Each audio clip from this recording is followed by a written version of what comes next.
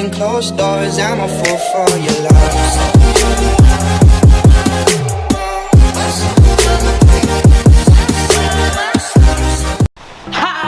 Okay, so hari ni kita ada satu projek besar. Okay, hari ni saya sendiri sebagai seorang cikgu sejarah, okay, nak test pengetahuan rakyat-rakyat Malaysia tentang Malaysia. Okay, so dalam envelope ni kita ada beberapa soalan, okay, yang nak menentukan sama ada anda layak menjadi rakyat Malaysia atau tidak. Okay, so setiap soalan yang betul kita orang akan bagi RM10. Okay, jom, let's go. Okay, first of all, kita nak pergi beli mikrofon dulu dan nak pergi tukar duit. Ready ya?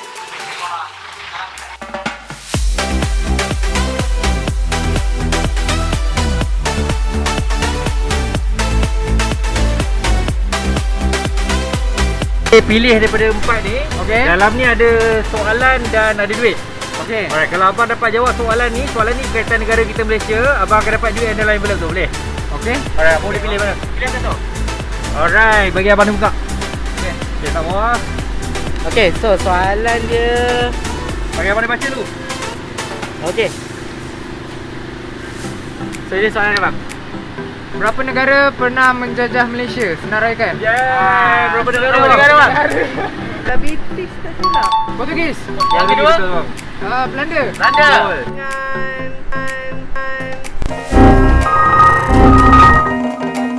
Last kali Jepun. Alhamdulillah bang, abang rezeki bang hari ni bang. Duit dia boleh pegang Google lah. Tengok berapa duit dia. Okey, so bang, abang cuba tengok ada berapa duit dalam ni.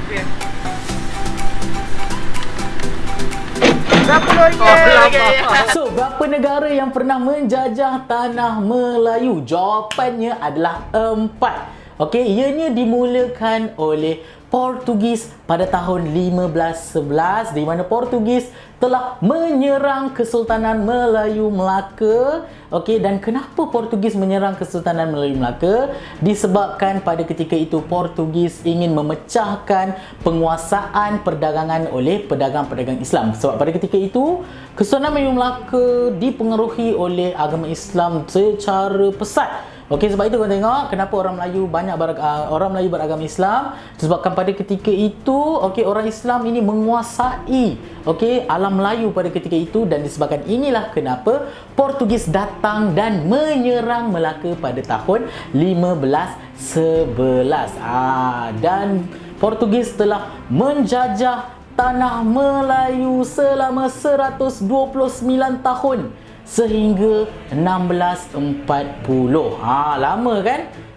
Tetapi okey, selepas 1640 disilirlah di mana penguasaan Portugis telah diambil alih apabila Belanda mula datang dan menguasai Melaka. Dan kenapa tiba-tiba Belanda menguasai Melaka? Okey, Belanda ingin menguasai Melaka disebabkan pada ketika itu pada tahun 1640 Belanda ini dia dah duduk dekat Indonesia, dekat Sumatera Barat. Okey, tetapi pada ketika itu perdagangan dikuasai oleh Melaka, dan Melaka pada ketika itu adalah di bawah Portugis. Jadi Belanda tak nak. Okey, Belanda tak nak perdagangan itu terus dikuasai oleh Portugis. Disebab itulah kenapa Belanda berkomplot dengan Kesultanan Johor Riau, di mana kedua-dua kuasa ini cuba menewaskan ataupun menghalau Portugis daripada Melaka pada tahun 1640, dan akhirnya pada tahun 1641 Portugis berjaya diusir daripada Melaka, dan pada ketika inilah penjajahan bertukar daripada Portugis kepada Belanda. Dan apabila Belanda menguasai Melaka, di sinilah di mana Belanda dia mengurangkan penguasaan perdagangan di Melaka dan difokuskan kepada negara utama dijajah lah, iaitu dekat Sumatera ataupun dekat Indonesia. Dan penjajahan Belanda di Melaka adalah bermula pada tahun 1641 sehingga 1824, iaitu selama 183 tahun. Ya Allah, lama gila. 183 tahun ya. Dan apa pula yang terjadi pada tahun 1824? Pada ketika inilah datang pula penjajah yang ketiga. iaitu British. Pada ketika ini British pula yang cuba mengambil alih penguasaan di tanah Melayu. Okey, dengan apa? Dengan menguasai tiga negeri pertama di tanah Melayu, iaitu bermula dengan Pulau Pinang, diteruskan dengan Singapura dan juga Melaka. Dan negeri yang terakhir, Melaka, inilah di mana wujudnya Perjanjian London. Okey, apa ini Perjanjian London? Perjanjian London ini adalah perjanjian yang dibuat oleh Inggeris ataupun British dengan Belanda, di mana mereka berdua ini telah membahagi-bahagikan alam Melayu kepada dua bahagian, di mana bahagian tanah Melayu, keseluruhan tanah Melayu diberikan kepada British dan di bahagian Sumatera diambil oleh Belanda. So pembahagian inilah yang menandakan bahawa penguasaan Belanda telah berakhir di tanah Melayu dan diteruskan oleh British. Dan pada ketika inilah British mula sedikit-sedikit menguasai negeri Selat, negeri Melayu Bersekutu, negeri Melayu Tidak Bersekutu, sehingga kan keseluruhan tanah Melayu diambil alih oleh British. Okey, dan British telah menjajah negara kita selama 116 tahun, bermula pada tahun 1824 selepas Perjanjian London sehinggalah tahun 1940. Dan kenapa pada tahun 1940? Apa pula yang jadi pada 1940 ini? Pada ketika inilah datang seorang lagi penjajah yang datang. Mereka tidak datang daripada barat. Kalau sebelum ni Portugis, Belanda dan juga British datang daripada negara-negara Western Europe. Okey, tapi penjajah yang seorang ni, dia datang daripada Asia juga, iaitu siapa? Siapa lagi kalau bukan Jepun. Pada ketika inilah Jepun masuk. Okey, Jepun mula masuk dan menjajah Asia Tenggara termasuk tanah Melayu. Dan pada ketika inilah dia mula masuk dan menyerang, menghalau British daripada negara kita, dan mereka telah menguasai negara kita pada tahun 1941. Kalau sebelum ini Portugis beratus tahun, 100 lebih, Belanda 100 lebih, British pun 100 lebih. Berapa ratus tahun pula Jepun ini menjajah negara kita. Jepun menjajah tidak lama. Jepun hanya menjajah negara kita selama 3,5 tahun saja. Kenapa pendek sangat?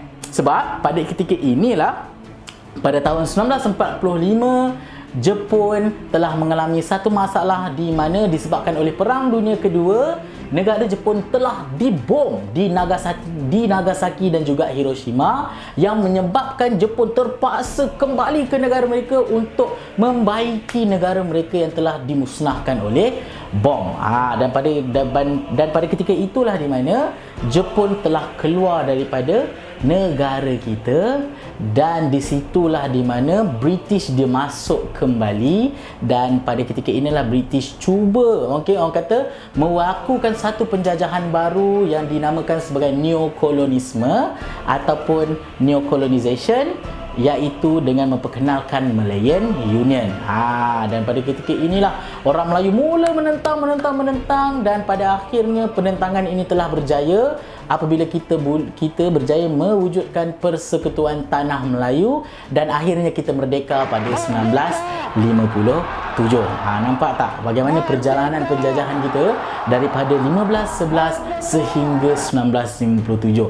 Okey, lebih kurang 400 lebih tahun ya kita dijajah, bertugas-tugas penjajahan Portugis, Belanda, British dan juga Jepun. Okey, so sekarang korang tahu berapa negara yang telah menjajah negara kita. Kereta terjah. Okey,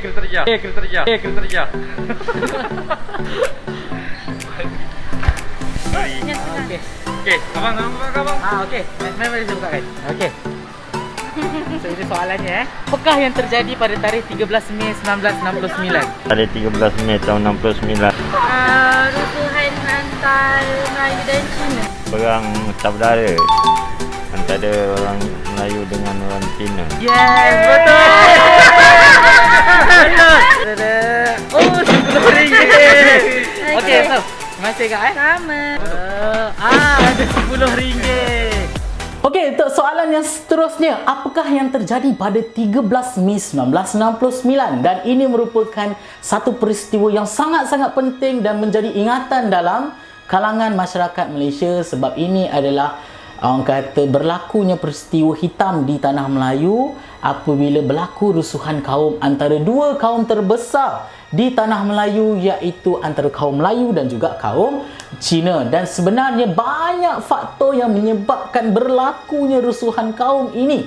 Okey, antaranya adalah disebabkan oleh dasar pecah dan perintah pendidikan yang berbeza, dan banyak lagi sebab-sebabnya. Dan secara overallnya, secara kesimpulannya, kita boleh kata simpulkan bahawa peristiwa rusuhan kaum ini berlaku disebabkan oleh kata perasaan tidak mempercayai antara satu kaum dengan satu kaum yang lain. Sebab pada zaman dahulu tak sama macam zaman sekarang. Pada zaman dahulu, disebabkan dasar pecah dan perintah, British telah mengasingkan Melayu, Cina dengan India ini duduk di tempat yang berbeza-beza. Melayu duduk kat kampung, Cina duduk dekat bandar, India duduk dekat ladang dan sebagainya, dan tak ada interaksi di antara tiga kaum ini, yang menyebabkan apabila ketiga-tiga kaum ini bertemu, mereka rasa janggal, mereka rasa awkward, dan mereka tidak ada orang kata satu sikap untuk mempercayai antara satu sama lain. Disebabkan apa? Sebabkan perbezaan jurang kaum itu. Dan ianya disebabkan oleh tidak lain tidak bukan daripada penjajah sendiri, menyebabkan kita tidak mempercayai satu kaum yang lain. Dan disitulah di mana bila tidak ada orang kata nilai kepercayaan, okey, antara kaum Cina dan kaum Cina dengan kaum Melayu, itu yang menyebabkan berlakunya rusuhan kaum, berlakunya pergaduhan antara dua kaum besar ini, dan banyak kematian yang telah berlaku, dan ianya tercatat dalam sejarah yang merupakan antara peristiwa yang sangat menyayat hati. Dan itulah perkara yang perlu kita elakkan pada hari ini, sebab kita tak mahu lagi ada mana-mana rusuhan kaum yang berlaku antara mana-mana kaum. Tak kira lah Melayu dengan Cina ke Cina dengan Iban ke Iban dengan Kadazan ke tak nak. Okey, kita nak pastikan kita duduk dalam sebuah masyarakat majmuk yang menghormati antara satu sama lain. Sebab at the end, kita merupakan orang Malaysia. Tak kira lah kita bangsa apa, kita tetap memegang satu identiti negara yang sama, iaitu kita datang daripada negara Malaysia. Okey, so itu adalah peristiwa yang berlaku pada 13 Mei 1969. Soalan dia sangat simple kak, akak hanya pilih. Dalam ni ada satu soalan. Soalan ni berkaitan dengan negara kita kat Malaysia. Alright. Okey, akak boleh buka kak? Tolong buka, tolong buka. Ini soalan dia. Ini soalan dia kak. Boleh baca. Apa itu perlembagaan? Alamak. Alamak, apa itu? So kak, apa itu perlembagaan kak? Tak tahu What? Apakah itu perlembagaan? Ya Allah, sebagai seorang rakyat Malaysia, kamu kena tahu apa ini perlembagaan. Sebab apa? Sebab perlembagaan ini merupakan satu orang kata item yang sangat penting di setiap negara, dan setiap negara pasti akan ada satu perlembagaan. Persoalannya kini, apa benda tu perlembagaan? Okey, so perlembagaan ini merupakan satu definition, merupakan definisi dia adalah undang-undang tertinggi. Okey, undang-undang tertinggi. Maksudnya dalam sesebuah negara akan ada banyak undang-undang, tetapi dalam banyak-banyak undang-undang ni akan ada satu undang-undang yang kita letak sebagai undang-undang tertinggi, yang kita panggil sebagai perlembagaan, ataupun dalam bahasa Inggerisnya kita panggil sebagai constitution.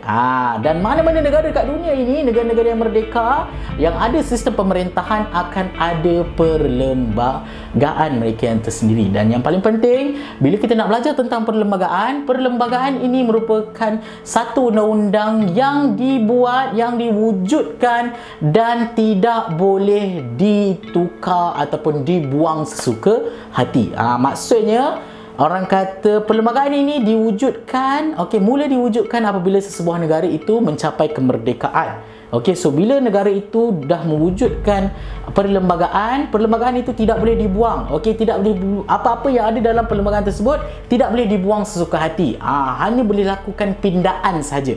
Apa ini pindaan? Maksudnya kita boleh menambah. Okey, menambah apa orang kata perkara-perkara yang ada dalam perlembagaan, tapi kita tidak boleh membuang sesuka hati apa yang ada dalam perlembagaan. Dan perlembagaan inilah yang diguna pakai daripada awal kita merdeka sehinggalah ke hari ini, dan ianya akan tetap digunakan sehingga negara Malaysia masih teguh berdiri.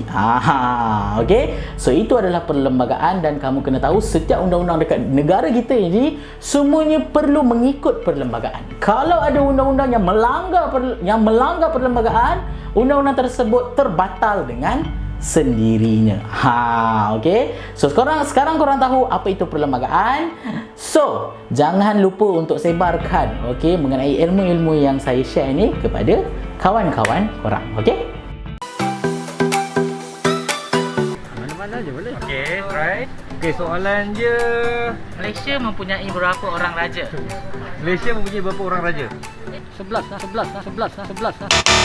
So, untuk soalan yang seterusnya adalah Malaysia mempunyai berapa orang raja? Ini merupakan soalan yang sepatutnya sebagai rakyat Malaysia kita tahu ya. Okey, so sebenarnya walaupun negara kita ada 14 buah negeri, bagi siapa yang tahu dalam jalur gemilang kan, kita ada 14 jalur merah putih. Walaupun kita ada 14 buah negeri, tetapi tidak semua negeri tersebut mempunyai raja ataupun institusi beraja. Hanya 9 sahaja negeri yang mempunyai raja, iaitu yang pertama kita ada Perlis, Raja Perlis, kita ada Sultan Kedah, Negeri Kedah, kita ada Kelantan, Sultan Kelantan, kita ada Negeri Terengganu, Sultan Terengganu, kita ada Sultan Pahang, Sultan Selangor, Sultan Perak, kita ada Sultan Johor, kita ada Yang Tuan Besar Negeri Sembilan. So kita ada 9 kat situ. So ini adalah negeri-negeri yang sehingga hari ini masih ada institusi berajanya. Dan satu benda sebagai rakyat Malaysia yang korang kena tahu, ianya merupakan satu kebanggaan kepada negara kita. Sebab apa? Sebab negara kita sajalah yang mampu, yang ada wujudnya institusi beraja. 9 orang raja yang boleh hidup dalam satu negara.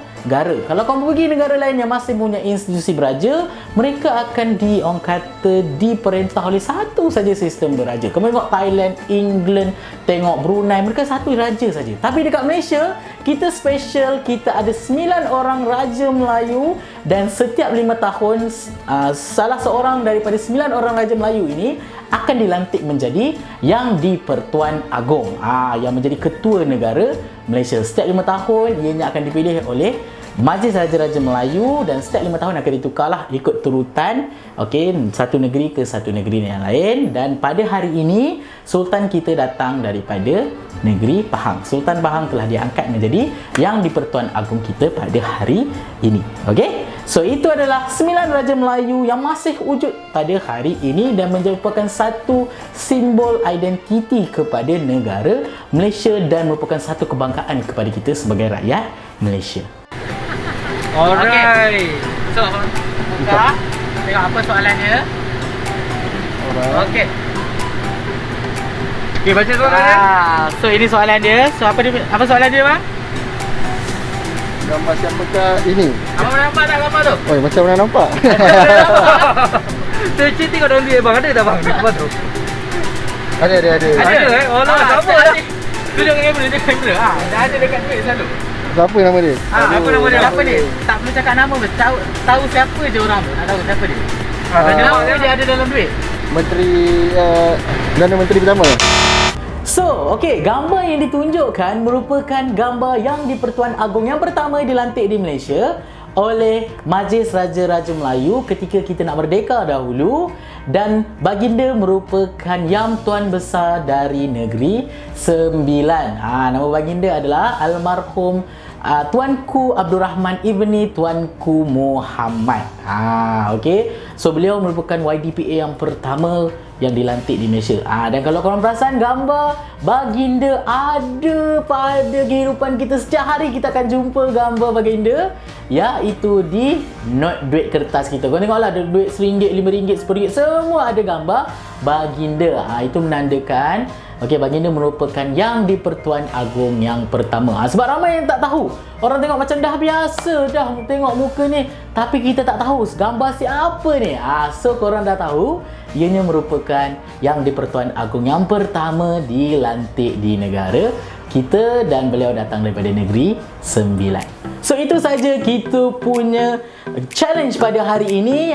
Diharapkan nanti bila kita keluar lagi mencari rakyat-rakyat Malaysia, untuk kita orang kata memburu rakyat-rakyat Malaysia, saya harap rakyat-rakyat Malaysia lebih peka lagi dengan sejarah Malaysia. Sebab sebagai seorang rakyat, kita kena tahu mengenai asal-usul dan apa yang terjadi di negara kita. Kita kena tahu perkara-perkara asas mengenai negara kita. Sebab apa? Sebab kalau bukan kita sebagai rakyat Malaysia, siapa lagi? Siapa lagi yang perlu tahu tentang asal-usul negara kita kalau bukan kita sebagai rakyat Malaysia? Malulah kalau tiba-tiba orang luar tanya tentang asas-asas negara kita, dan bila dia tanya kita tak tahu. So di manakah letaknya kewarganegaraan ataupun identiti kita? Oh, aku rakyat Malaysia, tapi aku tak tahu asas-asas tentang negara Malaysia. Okay, so itu saja daripada saya, Sir Histrozi. Bye. Behind closed doors, I'm a fool for your love.